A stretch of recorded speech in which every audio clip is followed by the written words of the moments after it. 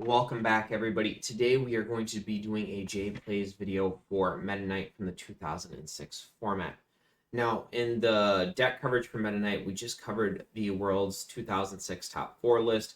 So for these 5 games, that's also the list that I used. This is just card for card what was played in the by the 4th place finisher at Worlds in 2006, a Japanese player. Now, the deck, I feel like MetaNite is... There's a lot of different variations to playing MetaNite. You can do more of this variation of it, or you can do more of like the Eric Nance, Kevin Nance variation of it, based more around Holen's cast form. Now, this version is just very straightforward and consistent. The idea is you open with this Magnetic Call Beldum, you try to flip some heads, you get some more Beldums in play, you get a Jirachi in play, and then you evolve into this Metatang. And then with a single energy, you can free retreat back to the Jirachi, ideally on the second turn of the game, and just start setting up from there. Now, Jirachi has the Wishing Star ability, so between the 4 Beldum and then the 2 Jirachi, you technically have 6 good openers. And then even if you open with Dratini, you're just a simple like Celio's Network away from getting that Jirachi and then retreating back to it. So there really isn't a bad opener in this entire deck. Now, the advantage of going this sort of version is that you can get that Jirachi in play very early and very quickly, and only need a single energy to retreat back to the Jirachi. Either you're going to keep it under the Metatang, or you'll have to discard it if you're under the Dratini.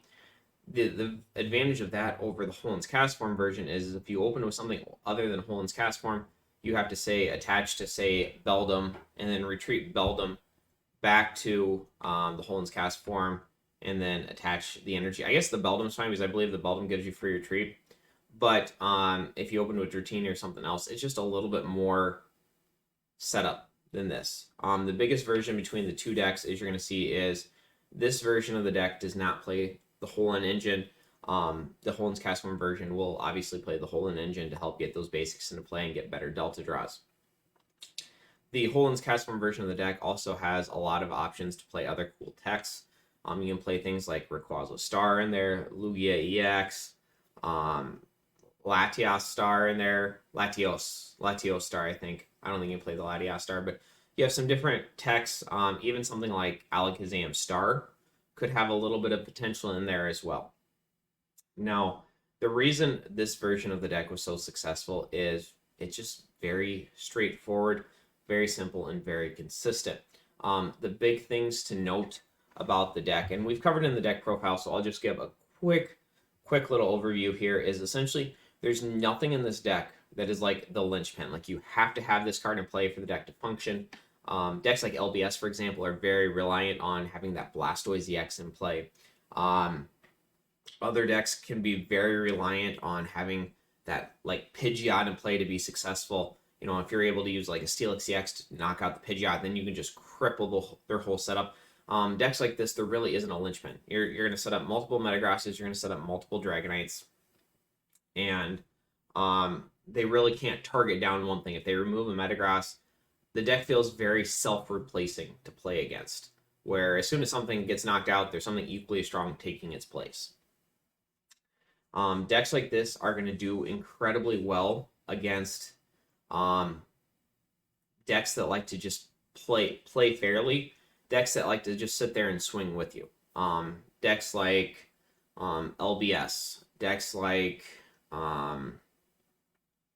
Dragtrode, for example, where they do some cool little tricks, but they just want to sit there and swing with you. It's going to struggle more against decks that don't like to fight fairly and have little tricks they like to do on their own. Things like Metachamp, for example, is going to be a horrible matchup.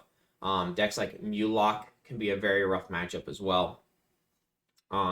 Anything this deck can trade favorably on prizes with is going to be a good matchup.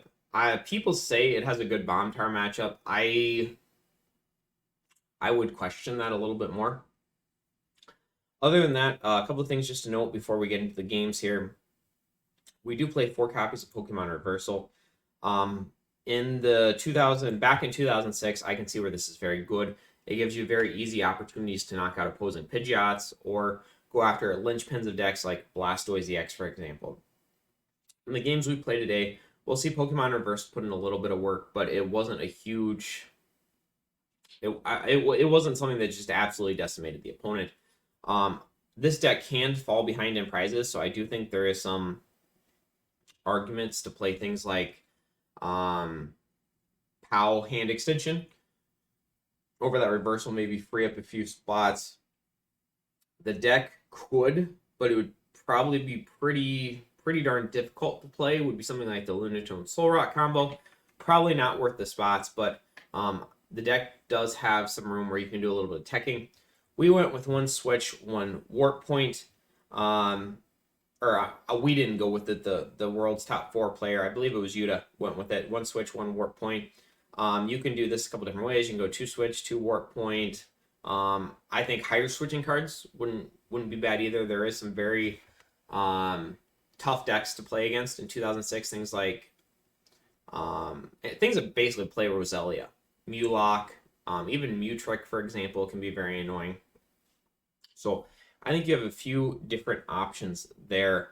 I think the other kind of interesting thing of the deck is it plays 4 Hole on Ruins. At the time, I had a very hard time understanding why it played Hole on Ruins over something like Desert Ruins to try to get that chip damage on EXs. But essentially, that Hole on Ruins is you're not really concerned about trying to get that little bit of chip damage, and that 10 or 20 damage may be helpful, may not be. But being able to discard an energy that you can get back with Dragonite or Metagross is a much bigger deal to the deck overall. And one thing I do want to note here, and it's kind of an interesting little story, and I know one of the comments people have made is tell more of those interesting little stories, but Yuta went with one switch, one warp point, and Eric Nance and Kevin Nance both made the top cut worlds in 2006 with the Holden's Castform version of MetaNite. And they actually played Fluffy Berry, which just gives you free retreat, which is outstanding. But the problem, what happened in top 16 is I believe Eric was playing against Jeremy Moran playing Nidoqueen. Jeremy realized after the first 2 games that Kevin did not play any switching cards or warp points or anything like that, and he felt pretty confident in that. So when Eric started using Delta Draw, Jeremy just brought up Pidgey and went corner for literally the entire game until time was called, and then Jeremy took a single prize knocking out the Castform to win the entire match. And I think that's kind of a cautionary tale. Because as soon as Jeremy realized that, the game was over. And if that would have gotten around much earlier in Worlds, numerous opponents could have done that to Eric just to win the game. So I don't think in this day and age you could get away with running just Fluffy Berry. I don't think in this day and age you could ever get away with doing that in any sort of tournament that had open lists or anything like that. But just kind of an interesting little, I guess, side note from the past there. But other than that, let's just go ahead and jump right on into the games.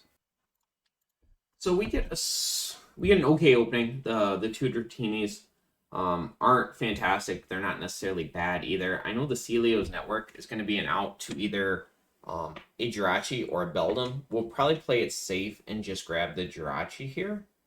Oh, but it does look like I go for the Beldum. I do get the Metallic Call Heads, get a second Beldum, second Metallic Call Heads. Then we finally get the Jirachi. Okay. The Rare Candy Metagross, I think, made me feel a little bit more, a little bit safer about just going, not grabbing the actual Jirachi there. We're going to go ahead, get the Jirachi in the EX front, and then go ahead and do that Wishing Star. Nothing too much there. We just end up grabbing a Hole in Ruins. Our opponent looks to be playing, it's Centiquil, so that could be like a Typhlosion Wheezing deck.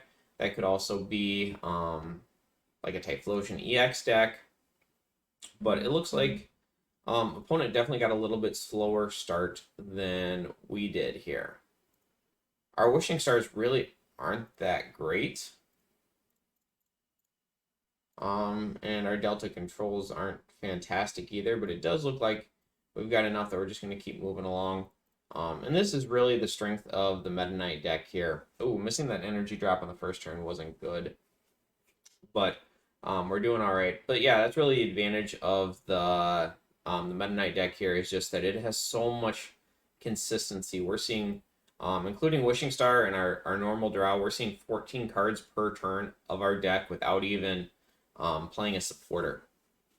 Opponent goes ahead, fills the bench. So this looks to be more of a Typhlosion EX deck, just because that would be awfully it would be awfully risky to just bench 4 Centiquil if you were just playing like a Typhlosion Weezing deck. But in this matchup, I guess it does make a little bit of sense that Metagross is going to be weak to fire, which isn't going to be good for us because he, in most situations, is probably going to one-shot us. The advantage is that ideally, we're going to be able to come through and just one-shot him. So it looks like we're going to try to get rid of that Centiquil with the energy here. All we need to hit is a switch or an energy of our own. In between 2 Delta controls and that's Steven's advice. That was a total of 14 cards right there. Holen's Ruins makes 15, so pretty good chance that we'd hit a single energy or a switch there. All right, gonna go ahead, get all of the energy in play. We can get in there. We're gonna have 2 Dragonites set up, 2 Metagrosses. This is the ideal start from us, and I think this is only the 3rd or 4th turn of the game. We're going to go ahead and remove 3 energy from his board, which is going to be very, very, very strong. At the same time, though, as soon as our opponent gets that Typhlosion EX in play, they're going to be able to search their deck for 5 fire energies. All right. Huge scientist from our opponent. Kind of downside for us drawing all those cards, but it does look like our opponent is... They got the Typhlosion EX. It looks like the Moltres might have been a little bit of a... a little bit of an early jump there, but ends up paying off. I guess you can put that on an EX. Okay, knocks out the Metagross. We're not able to have that instant response here. Oh, looks like we might be able to. Yeah, so we're going to go ahead Wishing Star here. Hit the reversal, but yeah, it looks like with that double Dragonite, we're going to be able just to get the response KO here. What are we going to do? Delta Control, get our Delta Control. My main concern right now, though, is I have to get another Metagross set up. Yep, double checking our math.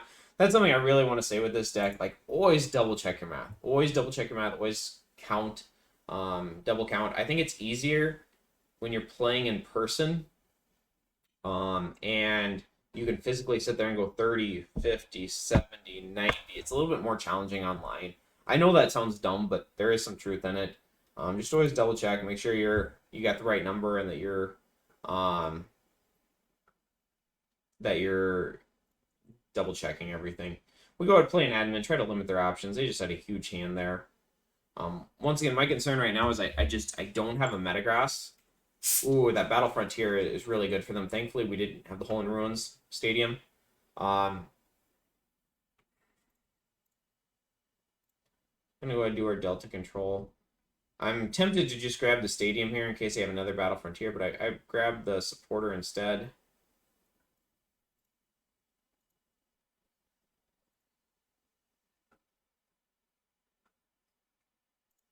Okay, just trying to play it a little safe here. Was not able to get a knockout this turn. Oh no. Oh no.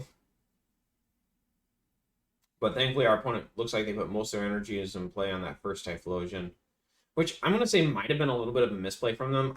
If the Moltres didn't need that many energy, they probably shouldn't have grabbed that many energy. Now, I am going to say this is a little bit of an aggressive start for me. Just because I don't have the second Metagross to play, there would have been a solid argument to go ahead and just bring up the Jirachi, go Wishing Star, try to get another Metagross to play, and go from there. But thankfully, our opponent didn't have that. We were able to get the Agility Heads. That was a pretty good Agility Heads, and then we're going to go ahead and switch into... and we're going to, once after that, we're going to be able to get the Heavy Impact and the Knockout. So, opponent plays Warp Point here. This really isn't too bad for us. We're going to go ahead and just bring up the Dragonite.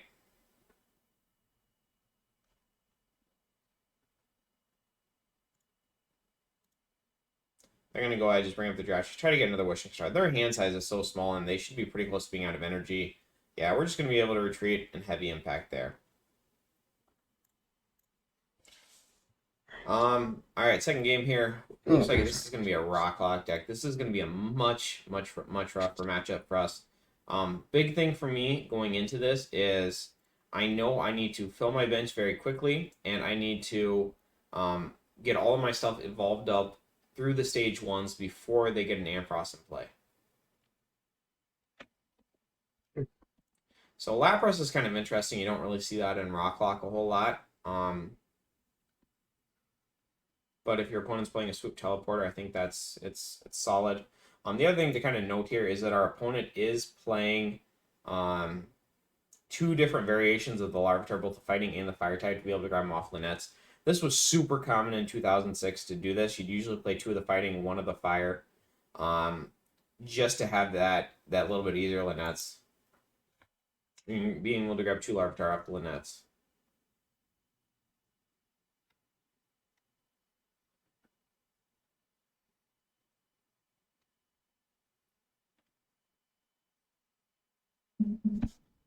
Alright, opponent, they draw. And the plus side on that, well, not ideal, is they are actually going to be able to use Hole and Ruins themselves. Discarding that Brinies, I'm actually okay on. That turn 2 Pidgeot, while we're sitting under Dratini, is I'm not a huge fan of. Yep, we tried to just buy ourselves a little bit of time here. Yep, looks like we're just getting our setup. We know if we can get another turn or 2 in there, we're going to be sitting all right. We just need to get some meta tanks in play, and we should be okay. Perfect. The fact that they have that Pidgeot is a huge concern for me right now. Dark Pupitar, Dark Flappy, both of those are okay. We don't have a Dark Ampharos. We're totally fine. If we can get some meta tanks in play, we're going to be fine. We need more time. We need like multiples. And that's my commentary on the game there. I forgot to turn the volume off. I'll have to stop after this game and make sure that I get it turned off. I know some of the other games I had the TV playing in the background. Go ahead. They do play the Swoop. Oh, and they get the Ampharos. And honestly, at this point, the game is probably unwinnable. The matchup is incredibly unfavorable already. And if you combine that with the fact that they get that Metagross set up before we really get anything going, we probably are not going to win. The really unfortunate thing is we get near perfect turn that turn. If they just didn't have the Ampharos in play, if we had literally 2 more good turns, and we were able to get all that stuff in play without the without having to worry about that Ampharos. We needed 2 more turns in there. We just needed 2 more turns. Or 1 more turn, just enough to start getting the Metagross and Dragonite and everything else in play. At this point, our opponent is just going to keep quick searching for ATM Rocks. Usually they'll play about 3 in this deck, and every single time he's going to get multiple prizes. If I don't do anything, he's going to get prizes. If I try to evolve, he's going to get prizes. That's why we're going to go. We're going to try to make a Thunder Wave play here. This isn't good, but the thought process is if we can paralyze them for a turn and then get our evolutions in play, maybe we have a small chance there. Once again, it's not a good matchup if they're able to get an Ampharos, even in the first 5 turns of the game even. If we would have been able to evolve everything up through the stage 1s, have multiple Metagrosses in play, multiple Dragonites in play, I think it's a winnable matchup for sure, but just the way that was setting, it was near impossible if we were going to be able to win that. Alright, so this game, little bit weak of an opening. That Hole in Ruins makes me feel a little bit better, just because I'm going to get that extra draw. We're going to go ahead and take it here. We're playing against Dragtrode, so we know he's not going to be able to take advantage of the Hole in Ruins, and at the exact same time, we know his only counter stadiums are going to be Desert Ruins, so it's not going to be anything that's going to affect us. So I feel pretty safe throwing that first stadium down, trying to get a little bit of advantage out of it. Now, playing against Dragtrode, generally this is going to be a pretty favorable matchup for a couple of different reasons. One, they play the Lunatone Solrock combo, which is fine, but it doesn't affect us at all. And second of all, their main attacker has 90 hit points, and we only need to discard 3 energy to take 2 prizes. So prize trade-wise, we get a huge advantage there.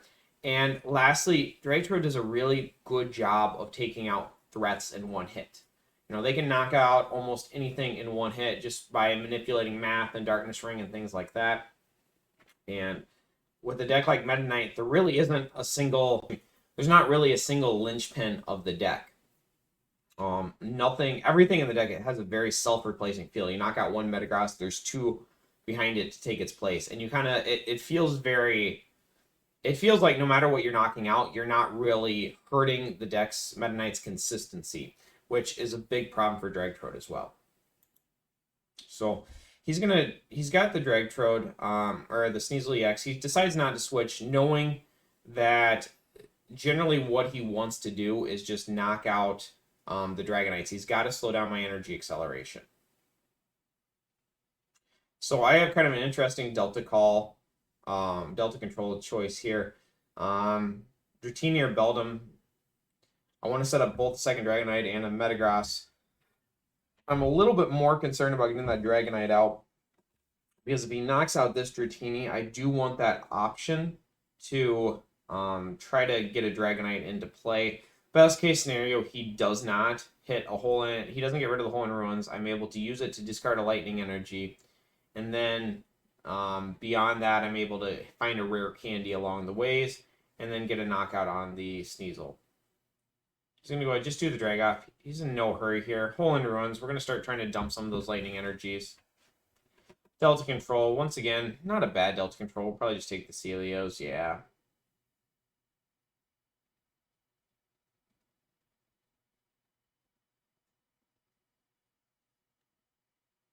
I'm going to go Celios Network. We're going to go and grab that Beldum. Calical. Get another Beldum down. This is just the ideal setup. We want 2 Dragonites, 3 Metagrosses. We're going to go ahead and attach that lightning energy to the Dratini. This does a couple of different things.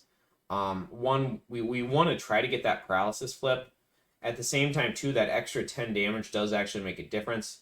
Because instead of discarding 3 energy to knock out the Rocket Sneasel, we only need to discard 2. A little bit of a slow start from our opponent here. Not seeing a Dark Dragonair or Dark Dragonite makes me feel a lot better. They're going to have a hard time trying to get a return knockout here. So we hit the Metallic Call. I think at this point we're just checking. See what's in there. We do see the other Dratinis in there, which is really good for us. Okay, so we do have the Stevens Advice. Attach our Lightning Energy. Take our Stevens. The double Metatang was really nice. We still want to find that rare candy, though. Get that Dragonite in play. Yeah, that 10 damage from the Dratini made a pretty big difference here. And once again, we know we're going to be safe. Our opponent is not going to be able to knock us out. That's a pretty big thing for us. And if we get the right combination of cards, we can actually knock them out. We're going to need a Dragonite and a Deoxys Metagross.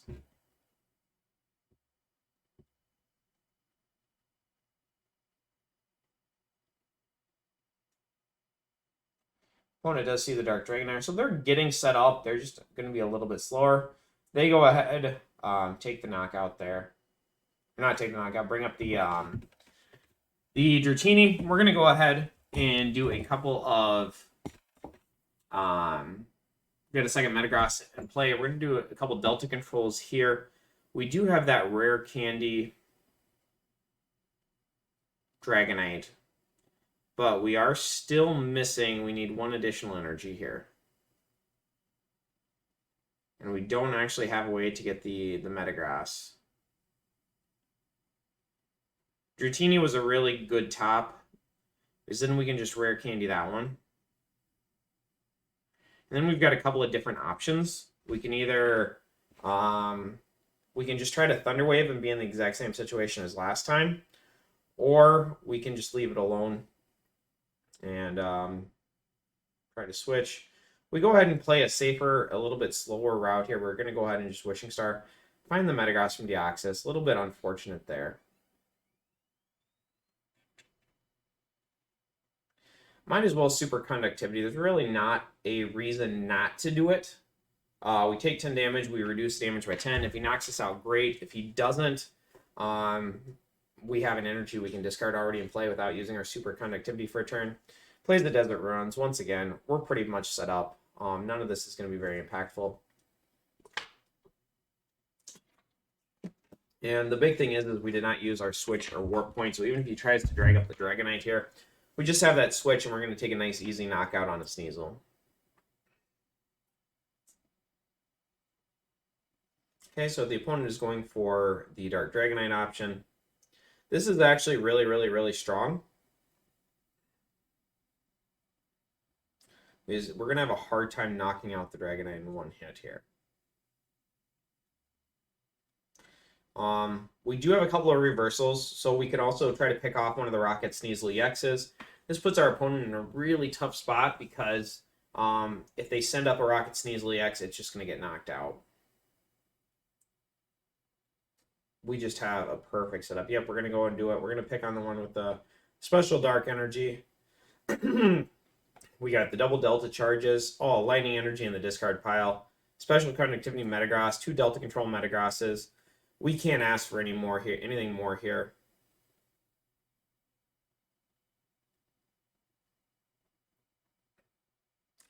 And then we're just going to try to do the same thing where we have that Retriever.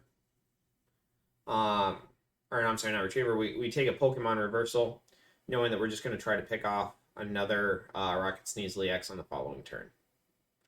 For our opponent, just tries to go the Dragonite option. We'll try to reversal up the Rocket Sneasel EX. If they just bring up the Rocket Sneasel EX, we just have the guaranteed knockout there. They bring up the Rocket Sneasel. It looks like they're going to try to go for the knockout here, but man, we've just got everything. And they're hitting for 30, 40, 50, 60, 70. Minus the 2 metals is 50. So even with 2 benches, that puts them up to 70. They still need to have 3 special darks. Yeah, they can do it. It's going to be tough off of 4-card admin, though. They're probably going to have to retreat here and go into the Dark Dragonite and try to take that approach, or go into the Dark Electrode and just try to swing. I'd assume the Dark Dragonite's probably a little bit more... the Dark Dragonite is probably a little bit less of a linchpin because they have 2 of them in play already. Yeah. So, worst case scenario, we get a knockout on the Dark Dragonite. Best case scenario, we're going to try to find that reversal. Yep, and we find it. Get a heads. 2 for 2 on reversal was nice. But this is a pretty favorable matchup overall. And we just, once you get that set up, it's so hard. Dragtrode is going to do very well against decks that try to fight fairly against it. It's going to struggle a lot more against decks that try to do a lot of sneaky things. Like play Hearthstone, Battle Frontier, things like Ryags where they try to do that sniping damage. Those are the sort of decks that MetaNite doesn't like to play against. MetaCham EX, for example. Just no luck on that magnetic call. So at first, I'm thinking this is going to be a Bomb Tar matchup. But then I realized they played Holin's Cast Form, so that probably wasn't right. I wasn't really sure what they were playing. But it looks to be a Larvitar or some sort of Tranitar Salamence deck, taking advantage a lot of the Delta Species cards. Which I'm not saying, I'm not going to say this is a tier 1 deck, but I do think the Holin's Cast Form draw engine is probably underutilized in this format. The fact that all of his attackers, he's got single prize attackers that are all fire, is kind of scary. So we're going to try to, he's only got 7 cards. We don't think he's going to be able to respond to a knockout. So we're going to try to take a nice easy knockout here. And then probably one on the cast form next turn while we're setting up. That way at least get a couple prizes in play. Try to take a couple of prizes as we get rolling. That way we're not trying to take 6 full prizes against fire attackers. I think that would be so much more difficult. And this is just where we're really, really, really weak. I'm trying to remember what the Tranitar does. If he had like Rare Candy Tranitar Scramble, that would be a really tough situation for us. But I really do feel like I need to try to get some of these early prizes in. So I'm only trying to take 4 prizes against him. I'm not actually trying to come in and take like 6 prizes against stage 2 attackers, which is what he was setting up here. Okay, get the Beldum, go for that magnetic call. We missed that again. We do have a Dragonair coming in. Feel a little bit better about that. The Hole in Ruins is a little iffy for me because I know he's going to get draws off of it too, and that's just not what I want to give him. We do get the metallic call or magnetic call. Just can't say that right today. Yep, we're going to go and get the Beldums. We assume this Metagross is going to go down at some point. That's when we'll try to set up the second Dragonite. So 8 cards. Wouldn't be unlikely he has it. Ideally, he doesn't have Scramble, though. He's just going to try to Fire Dance us, and then we can kind of at least hit him for 30, 50, 70, 90, 80 with the metal, and then try to set up for a second Metagross, which we do have, pulling that rare candy off the prizes. So we'll have a second Metagross and a Dragonite in play off of this.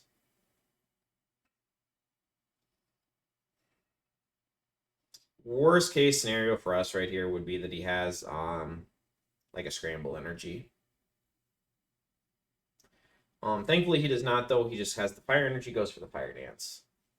Perfectly reasonable, perfectly fine for us. Almost best case scenario for us, or best case realistic scenario for us. This deck's a little bit wonky that we're playing against here, so I always kind of keep ATM Rock in mind. I don't think it's a very strong card. I think a lot of card decks would be better off playing other sort of consistency options. But it's always something I do keep in mind.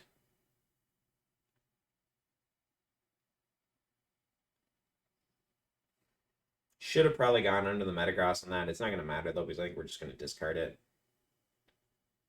We're debating between a Copycat and a Celios. We just choose to see more cards. Ends up being a little bit better for us because we do get that Metatang in play. That Celios Network Rare Candy is also going to be very strong. If we hit a Dratini or a Dragonite, we're going to be able to get a second Dragonite in play. And then we're just going to do the full discard knowing he's going to knock us out. I believe we saw the Metagross from Deoxys in there, so we should be able to get a knockout on this on the following turn.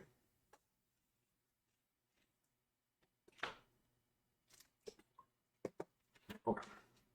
This is perfectly fine. He would need a lot. He would need a Scramble energy and then I think an energy off the Trinitar to knock us out. So I'm not super worried about it. Okay, so we do find the Metagross right away, which was really nice. That's going to guarantee us the knockout. We don't even need to use a Seal. There's not work for it. Just going to do our Delta charges, and then we're going to start trying to set up either another Dragonite or another Metagross. I think going Celios for the Metagross might have actually been stronger there. Got another Delta control off. That was a pretty questionable play by us. I don't think we're going to get burned by it. Just because he's probably not going to get us knocked out on this turn. But yeah, that was a super questionable play. So I actually value the metal a little bit less here because I know I can get it back with super conductivity, and I don't actually have a lightning energy in my discard pile. So that's where the thought process for that came along.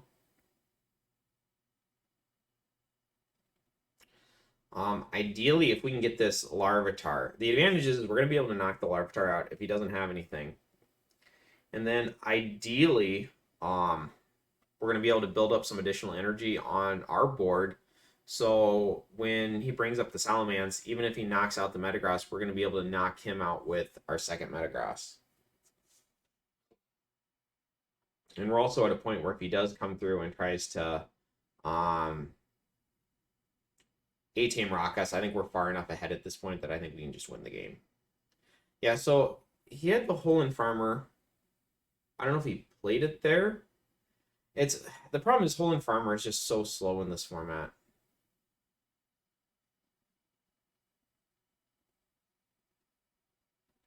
And once again, we're into a little, I don't know. I think arguably we should have Delta controlled before the Copycat because we had the rare candy. We should have gone for that Metagross. Or a way to get the Metagross. It would have been much stronger than this play. We figure at this point we might be able just to heavy impact him if he knocks us out and just try to two-shot him that way. Yeah, I think Hole in Farmer's just so slow in this format.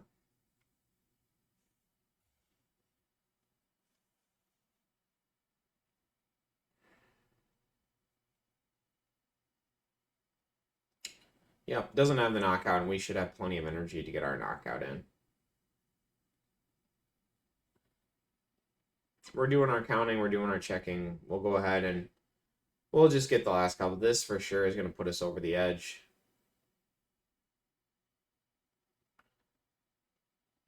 Probably more than we need, and that might have been a little bit of BMing there, but I really didn't feel like counting, and I'm just going to make sure we get the knockout. So we go ahead, we get the game. Get the game. And once again, that matchup could have been a little bit scary if our opponent had played like 3 or 4 scramble energies. That could have been really difficult for us, but we were just able to get ahead and go from there. All right, so I make a joke asking if this is a secret Gorebyss deck. There's a lot of people that say, I won't say a lot of people, there's a couple people that say there's a really good Gorebyss deck for 2006. I don't totally doubt it. I bet there's decks that Gorebyss would do very well against in this format, but I also think there's going to be some decks that that are just going to have good matchups against it regardless. So really quick here, notice in these games how we don't double set. The reason for that is there's nothing that's going to knock this Jirachi out of the first turn. Our opponent can't play a supporter, so it's not like we're going to get admin or anything. And on top of that, I don't even know if Umbreon Star is legal in this format. That'd be the only thing they could discard from the hand. Excuse me, and nothing is going to play that. So the biggest reason that we don't double set is we don't want to get a Roselia Flick Poison. A lot of different decks in the format do play the Roselia, and most commonly you're going to have like Mutrick, which has 4 Mew EXs and a Roselia. And if they went first and they just saw that Beldum with 2 retreat costs there, that would be just such an alluring target for them to attach a Lightning to a Mew, get a Roselia through a Dual Ball, which they play 4 copies of, if they're going with that version of it, and then just Flick Poisoning it up.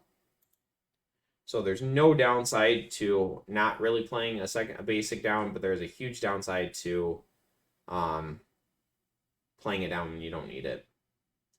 So we do get a really good start with 3 Magnetic Calls off. We don't fully know what our opponent's playing. I am conscientious there's a decent chance he plays Cursed Stone in this.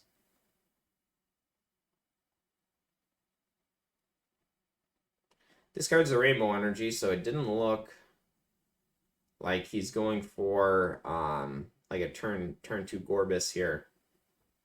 I will say I find it a little. I don't get the water. I'm not sure why we played the water. I feel like you got 4 rainbow, 4 double rainbow. I think multi might even be legal in this form. It might have rotated out for 2006, but or no, yeah, it's legal. Mutrick plays 4. I don't understand the water energy. So it's going to be Gorebyss, Crobat. Okay. So it's going to be a 2004 deck in 2006. So we're just taking the magnetic call. We're just going to check. My fear is if the Jirachi gets knocked out and we're just not ready for it.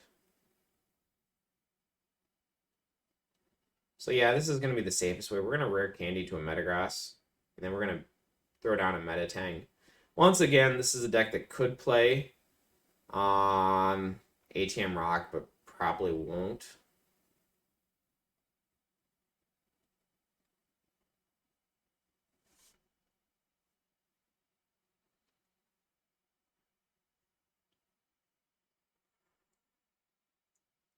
I'm going to get the Metatang.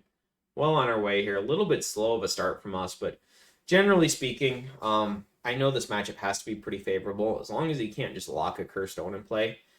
Just because if he plays the Crobat, we only have to discard 3 energy for, and the Gorebyss, since it's Lightning Weak, we only have to discard 1 energy for.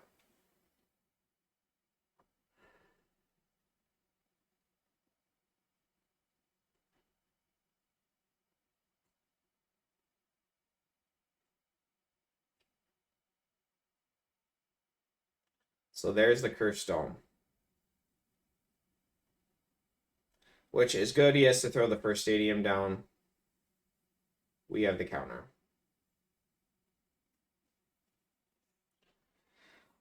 Staying asleep is unfortunate.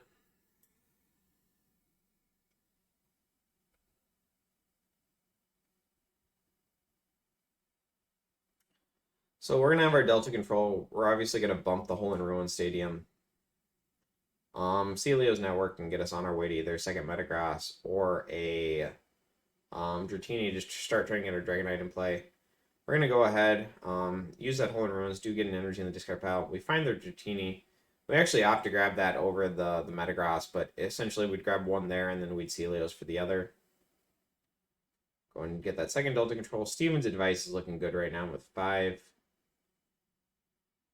The draw 5. We're going to go ahead and not Warp Point here because we don't actually have the energy to knock out a Crobat if he sends it active. And we could be in a little bit of a tough spot if he like triple poisons us and we're not able to find anything off of it. So even if we like send up like a Zubat, we knock out the Zubat, he sends up Crobat and goes triple poison, that would put us in a rough spot. Desert Ruins we're not super concerned about, and to be honest with you, knowing that he plays Cursed Stone, we'll probably just leave the Desert Ruins in play. It's not going to do anything. I'm fine without playing without stadiums. Okay, so we're going to go ahead and take the knockout here. This is a little bit slower of an approach, just going through the stage 1s on both the Beldum and the Dratini. We're totally fine with this, though, because our opponent isn't really putting a ton of pressure on us. Just that slow, consistent setup is all we need. We already have the Dragonite, so we're going to probably grab just the Rockets admin there. Yep. We're going to go ahead, crush and burn. We're going to take the knockout, get rid of all their energy. And we just have a nice, slow, controlled setup here.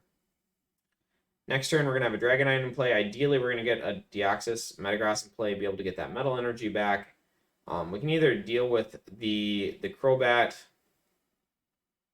or we can just sit there and try to pick off like a Gorebyss or something on the bench. A lot of different options with that Pokemon Reversal in our hand. Opponent has the Hole in Scientist. Yep. We're going over that MetaNite math with our opponent. I think he was just giving us a hard time. So opponent needs a double Rainbow Energy here. We're going to hope he doesn't have it. Flutter Trick would be unfortunate, and he doesn't. He just has another Water Energy. Once again, I don't fully get the Water Energy, but...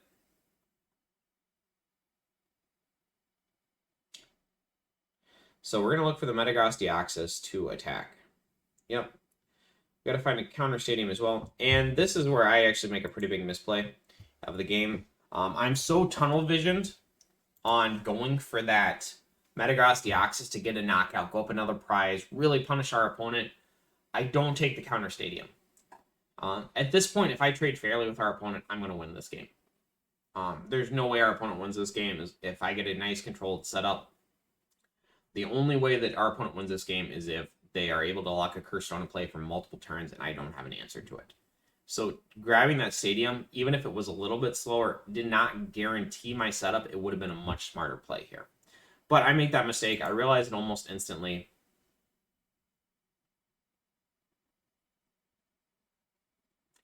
And now I have the answer to the Metagross. I understand that.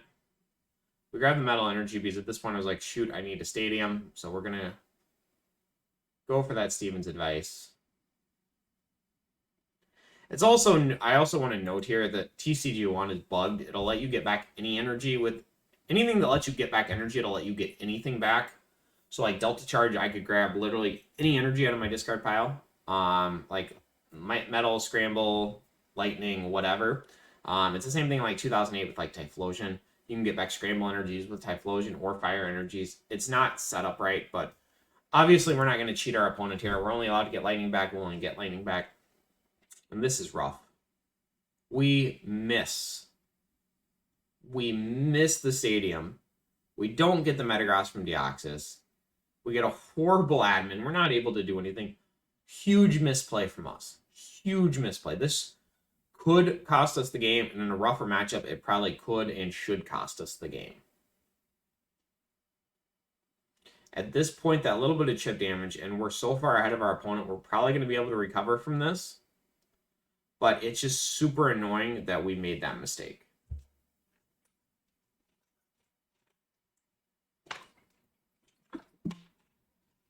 Opponent goes Hole in Adventure, draws 3 cards.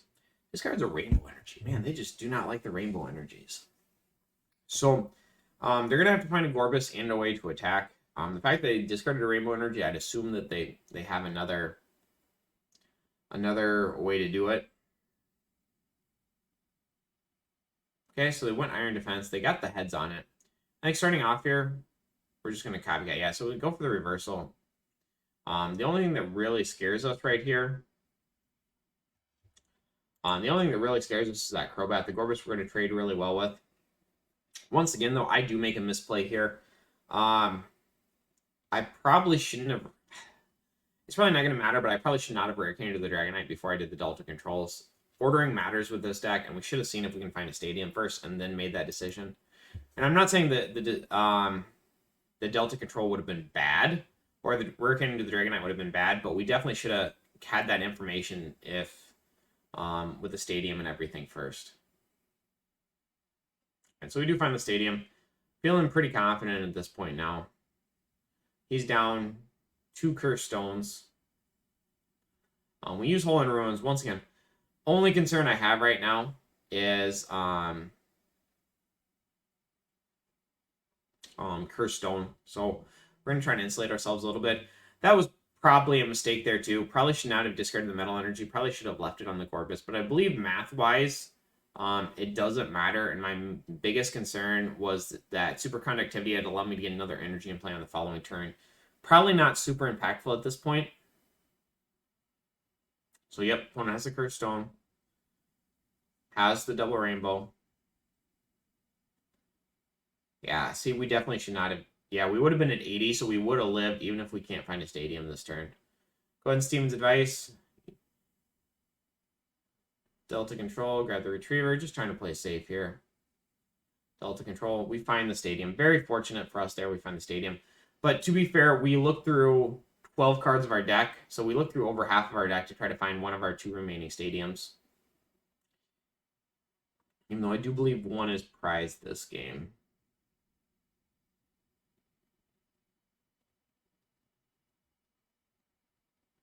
Yep, and then we do find a Hole in Ruins off prizes.